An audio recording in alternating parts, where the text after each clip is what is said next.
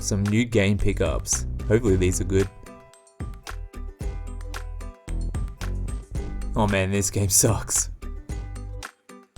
This was not what I thought it would be.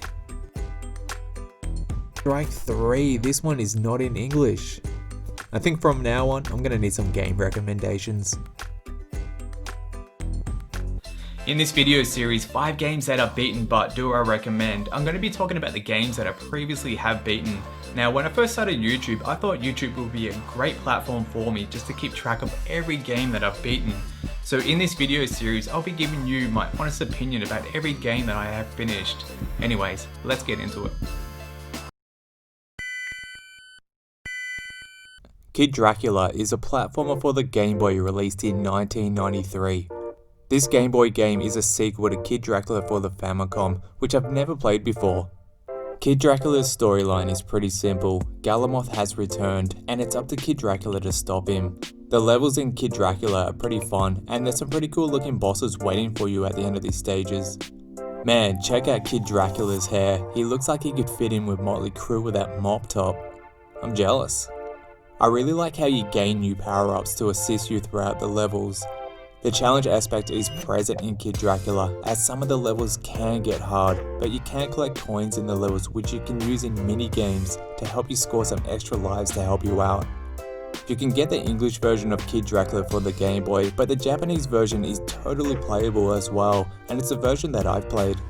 My long play for Kid Dracula was just under 47 minutes, but while playing Kid Dracula, it felt much longer. I was really invested in this game from start to finish. I did find some parts of the game to be challenging, but it was kind of nearly like a walk in the park. This is an early Konami game, so there's a lot of charm packed into this small cartridge. If you ever see Kid Dracula out in the wild for the Game Boy, definitely pick this game up.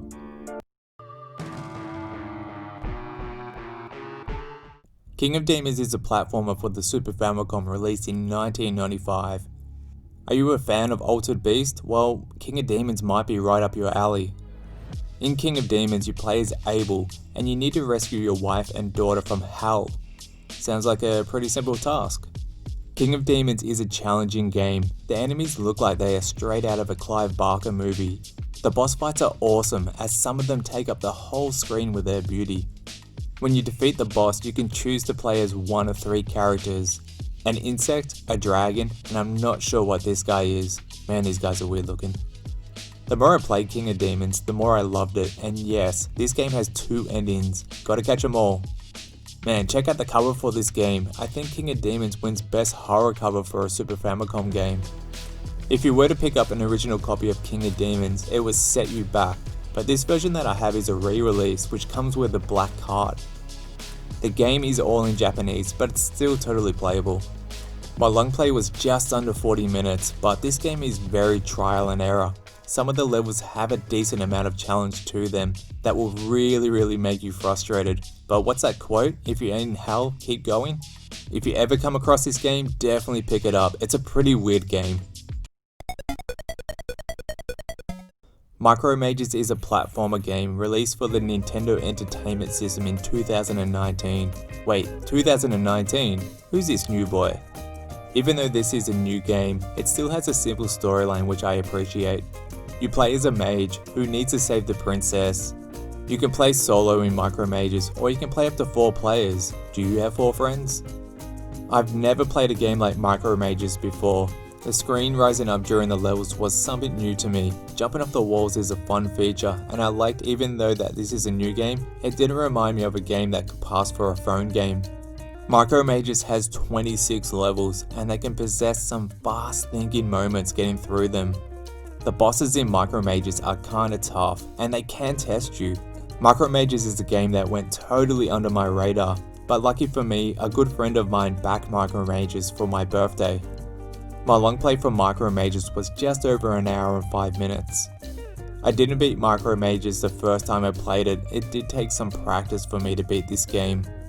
I did find the end boss challenging, but did someone say challenging? Yeah, that was me. Micro Mages has a normal and hard mode, but you can even unlock a hell mode for this game. No way would I attempt hell mode. Hell no. but what I would do is recommend that you check out Micro Mages, as it's a brilliant game that I highly recommend. Splatterhouse is a side-scrolling platform game released for the Famicom in 1989. The game starts off with a woman called Jennifer crying at a cemetery. Lightning strikes a grave and brings back her boyfriend called Rick. Lightning also strikes a gravestone next to Rick, bringing back to life the Pumpkin King. The Pumpkin King snatches Jennifer, and it's up to Rick to save Jennifer. The storyline so far is good enough to be a movie. Splatterhouse covers so many horror movies in this game. It covers Jaws, The Exorcist, Aliens, hell, this even covers Michael Jackson's Thriller. I'm a massive horror fan and I was drooling while I was playing this game. The gameplay is so fun, I enjoyed the presentation and the graphics look incredible. I've always enjoyed playing 8-bit horror games, there's just something creepy about them, and Splatterhouse doesn't hold back with the creep show, and the enemies and the boss battles in this game are just absolutely amazing. I enjoyed everything that this game threw at me. My long play duration for Splatterhouse was just over 36 minutes, and I have to admit, I was a bit bummed out when it was all over because I wanted more. Splatterhouse for the Famicom is an English friendly game up until the ending. I translated my long play from Japanese to English, and Splatterhouse has 2 endings as well.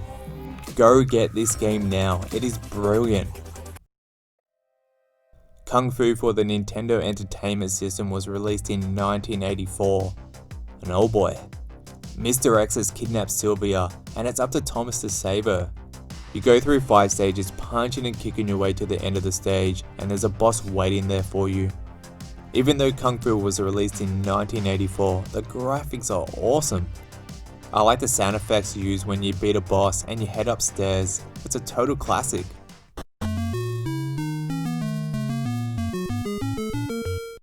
The enemies in Kung Fu kinda look creepy. They run at you and just stick to you and drain your health. What are they doing to drain your health? Because they're not moving or anything, they're just stuck on you. Maybe they're asking Thomas some life draining questions like, so what do you do for a job? The bosses in Kung Fu are all a mixed bag. I want to know the background story on them. My long play was just under 7 minutes for Kung Fu. That being said, Kung Fu is a very short but still an enjoyable game to play.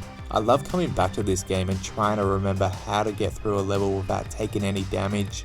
And it's nice to save Sylvia once again, and hearing that victory music, it sounds like I just won something on the slots.